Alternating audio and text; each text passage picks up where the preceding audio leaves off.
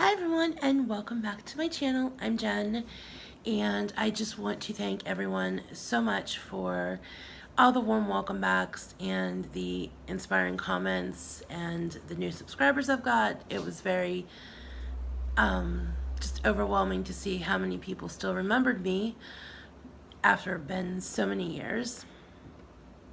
Also to my friend who pointed out my wild hair in my last video, I have tried to tame it for you this time, so thank you for pointing that out to me. So this video is going to be about how I'm eating and what my diet is like right now. Before I got back on my weight loss journey, I did cut out dairy from my diet almost exclusively. There were a few occasions where I had things that had cheese in them, but as far as milk, just cheese, plain cheese, I have not had that in probably close to 2 years now.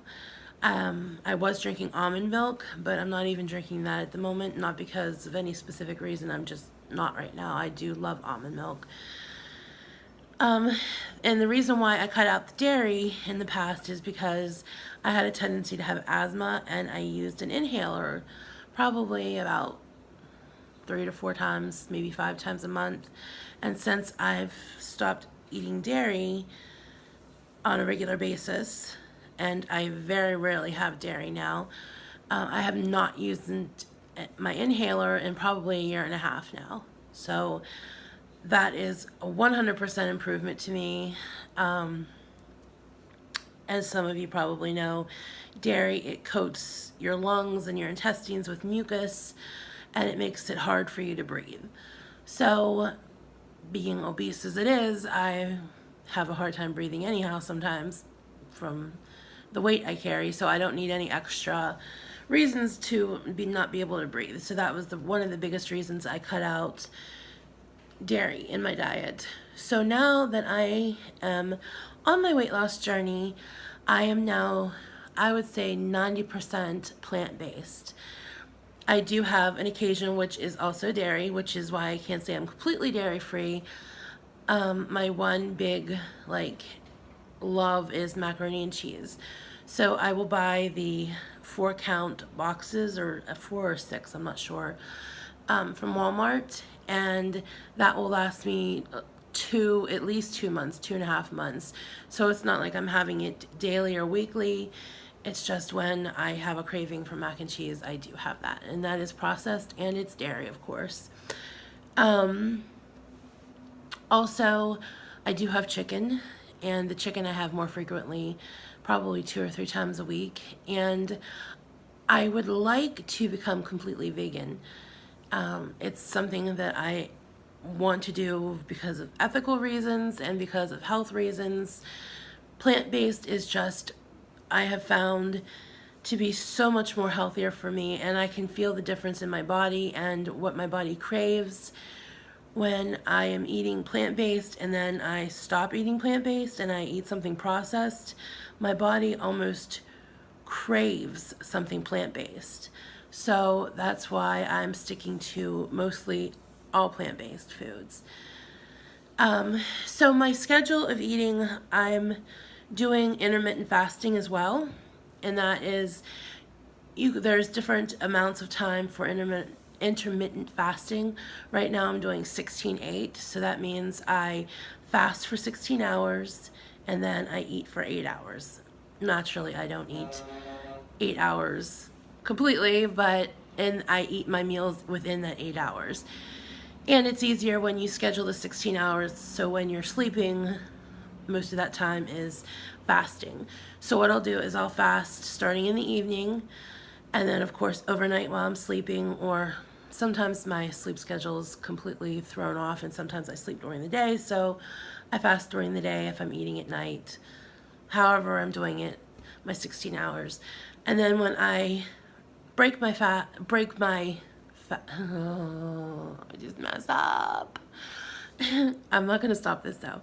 When I wake up, whether it's in the morning or the evening, I have a cup of coffee with non-dairy creamer I know that's not plant-based either, but that's part of the 90% of not being plant-based, or part of the 10% that I'm not plant-based.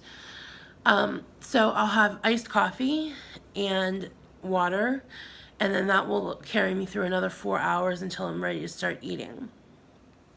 And then when I'm ready to start eating, I either have a smoothie or a bowl of oatmeal. And then for my dinner, I'll have a Buddha bowl or roasted vegetables and rice and chicken. I'm really in love with Buddha bowls right now, and I was very curious where the term Buddha bowl came from. I figured it had something to do with Buddha, but I wasn't quite sure. So I Googled it, and I don't know if this is completely correct. I've read 3 or 4 websites, and they all kind of correspond with each other. So this is what Google told me. That Buddha himself was not a big fat guy that people rub his belly in for good luck. He was actually a very thin man, and he went more to when you eat rather than what you eat. It's eating when you're hungry and stopping when you're full. So, and he also did the intermittent fasting. He was a believer in that as well.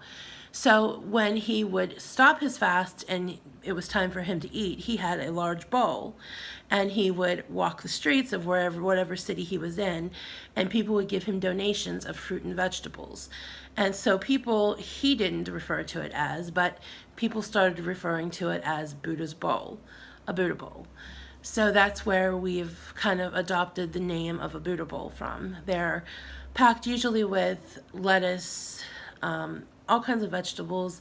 One of my very favorite Buddha bowls right now is kind of something I made up myself, is canned beets, I guess you could call them pickled maybe, and sauerkraut and quinoa.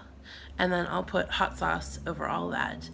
And I eat it, I can eat it warm, but I prefer it cold, like right out of the fridge. I crave that so bad sometimes. It's unreal, and I love that. Another one of my favorite Buddha bowls is black beans, sweet potatoes, quinoa, and roasted broccoli. That's another one of my favorites. They all usually sit around, the sauerkraut, beets, and quinoa is around 200 calories for a serving. The black bean, sweet potato, quinoa, and broccoli is about 400, depending on how much I have. And if I'm having it, and it also depends on what time of the day I'm having it. If I have it as a lunch, I'll just have it plain. If I'm having it at dinner time for a bigger meal, I'll have it with a grilled chicken breast. So that's another thing that I like.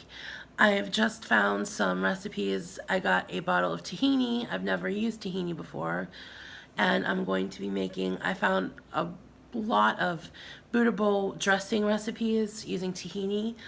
So I'm anxious to make that, and that's one of the videos I plan on making. I've never tried it before, so you'll try it along with me, and we'll see how it turns out. I did get a few things to help with my Buddha bowl journeys. I got a new pack of containers. This is just the Target brand, the Up and Up bowls, and there are 5 entrees, 5 sides, and 2 snack bowls in here. The entrees I'll use for dinner, and the sides I'll probably use for a lunch, because that's usually the size of a lunch Buddha bowl that I would eat. I also got these smaller containers. I love dressings and sauces of all kinds, so it's easy for me to overeat on them. So that's why I got these, to portion them out so I can just use the proper portion with calories. I'm not sure how much that'll be until I make it and figure out the calories, but I will let you know. And then I plan on making energy balls, and I got snack zip bags so I can portion out the energy balls into the right amount of calories and not eat a bunch of them at one time, which I am often known to do. So that is how I'm eating right now. Of course, lots of water. I drink over 100 ounces of water a day. So that's what I'm eating and how I'm doing. If you have any questions, leave them below, and I will see you all in my next video. Bye.